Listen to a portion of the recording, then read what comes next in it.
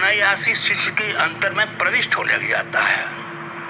ये विद्या सीना व सीना, हृदय से हृदय को प्राप्त होती है। सो वाणी का कोई कार्य नहीं है, वाणी की पहुंच ही नहीं है। ये तो वाचो निवर्तन्ते अप्रापि मनसा से तद्धाम परमम। मेरा धाम वह है जहाँ पर ये मन सहित पांचों ज्ञानेंद्रियां न पाकर के लौट आती है। तो हमारे पास और क्या उपकरण है? यही तो है। बस कैसे उस आनंद को प्राप्त करें? गुरु की कृपा हो जाए, बस गुरु कृपा है केवलम। अनायासी वो स्थिति प्राप्त हो जाती जीवन में। कुछ भी नहीं करना है, देखते देखते ही बस वो चीज प्राप्त होती चली जाती है। कुछ करना नहीं है, उसमें बैठ जाए उनके सामने। पंडित जी गुरु महाराज से लोग पूछते थे कभी कभी मन नहीं लगता है, तो यही कहा करते थे, हम कब कहते मन लगाओ। हम तो चाहते हैं कि साधक हमारी ओर ललचाई दृष्टि से देखता भर रहे, बस इतने में सब कुछ प्राप्त हो जाएगा। तो वो चीज तभी प्राप्त होती है जब हम ऐसे महापुरुषों की ओर देखते रहे ललचाई हुई दृष्टि से कि इनसे क्यों नहीं प्राप्त होगा, और प्राप्त होता है, हुआ है। पंडित जी महाराज को देखिए कैसा जीवन था उनका, क्या था, बस उनके सामने हो जाते थे। सत्संग के लिए तो वो यही कहा करते थे, सत्संग आनंद का सागर है,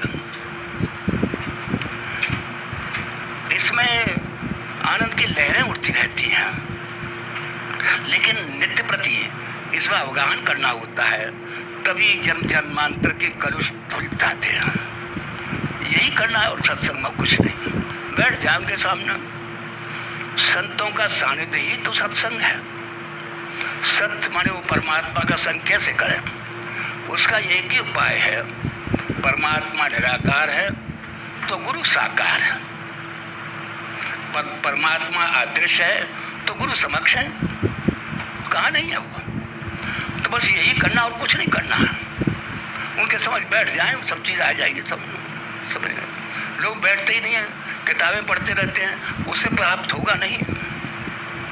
प्राप्त तभी होगा जब हम ऐसे महापुरुषों के समक्ष बैठे।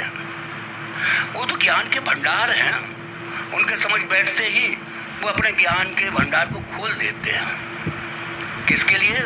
जिसके अंतर में ऐसी जिज्ञासा है। 3 कृपाएं बतलाई गई हैं, निज कृपा, गुरु कृपा, ईश कृपा। निज कृपा क्या है? अपने अंतर में जानने की बलवती इच्छा का होना। अगर वो नहीं है तो व्यर्थ ही बैठना है, जीवन के जीवन चले जाए, प्राप्त नहीं होगा किस तरह से। और जिनके अंतर में एक बलवती जिज्ञासा हो जाती है, शिष्य जो है अपनी जिज्ञासा के बल से गुरु के अंतर को कुरेदता है, और उस कुरेदने में गुरु का ज्ञान अनायासी उसके अंतर में प्रविष्ट होता चला जाता है। ये ऐसी विद्या है, सा विद्या या विमुक्त है। वो विद्या ऐसी है जो कि यहाँ से आवागमन से हमें जो दुखी हो रहे हैं, इससे निवृत्ति करा देती है। वो विद्या है। वो 2 तरह की विद्याएं बतलाई गई हैं, अपरा अपरा। अपरा के बारे में आप जानते ही हैं कि ये सांसारिक विद्या, वो एक बहुत अच्छे शायर हुए हैं नज़ीर मियाँ, आगरे के थे। कहते हैं नज़ीर सीखे थे इल्म रस्मी कि जिससे मिलती है 4 आँखें, कि जिससे मिलती है 1000 आँखें, वो इल्म दिल की किताब में है। यानी पंडित जी महाराज कहा करते थे कि एक व्यक्ति बैठा हुआ है, पढ़ा लिखा, सामने पुस्तक रखी हुई है, दूसरा अनपढ़ है, देख दोनों नहीं है कि पुस्तक को शब्द हर अक्षर भी दिखाई दे रहे हैं, लेकिन वो पढ़ने वाला जो पढ़ा हुआ है वो सब पढ़ता जाता है, उसको वो देखता रह जाता है। तो उसे उसको 4 आँखें मिल गई, 2 तो थी, 2 उसको विद्या की मिल गई, कि जिससे मिलती है 1000 आँखें। वो इल्म दिल की किताब में है, अंतर में ही है वो सब कुछ। ऐसे गुरु के समक्ष आकर के बस जिज्ञासा देखते हैं, वो और कुछ नहीं, प्रसन्न हो जाते हैं। अर्जुन की ऐसी जिज्ञासा को देख करके ही भगवान प्रसन्न हो जाते हैं। और बहुत समय हो जाता है और प्रश्नोत्तर सब कुछ होते रहते हैं। जब वो अपना स्वरूप दिखलाते हैं, अपनी विभूतियाँ का वर्णन करते हैं, तो अर्जुन यही कहते हैं कि हाँ होगा, मानता हूँ आप ऐसे होंगे, लेकिन मैं देखूँ कैसे, आपको देखना चाहता हूँ कैसे। जब इतनी जिज्ञासा और बढ़ती गई तो कृष्ण ने अपने को प्रकट कर दिया समक्ष और यही कहा, तू इन जन्म चक्षुओं से मुझे नहीं देख पाएगा, बस तुझे मैं दूसरी दृष्टि दे रहा हूं। दिव्यम ददामि ते चक्षु पश्य मे मामेश्वर्यम। तुझे वो दिव्य चक्षु दे रहा हूं जिससे तू मुझे और मेरे इस ऐश्वर्य को देख पाएगा। गुरु महाराज लिखते हैं कि गुरु कहते ही नहीं है, करके दिखा देते हैं। भगवान ने कहा ही नहीं, वो दृष्टि बदल दी अर्जुन की। अभी तक तो अर्जुन देख रहे थे कि ये मेरे साथी हैं, सारथी हैं, मित्र हैं, इतना ही तो, लेकिन अब दृष्टि बदल गई। वो देखते हैं अरे आप तो परमात्मा के परमात्मा हैं। मुझे बड़ा दुख हो रहा है कि मैंने आपको कभी यादव कहा, कृष्ण कहा, मित्र कहा, आप मुझे क्षमा करें मेरे अपराधों को। तो इस तरह से गुरु अपने को प्रकट कर देते हैं शिष्य के समक्ष। कुछ भी तो नहीं करना है, बस बैठ जाए उनके समक्ष। इस तरह की जो जिज्ञासा होती है, ये जिसे कहते हैं निज कृपा, अपने अंतर में इस तरह की जिज्ञासा का होना ही है सबसे बड़ी बात।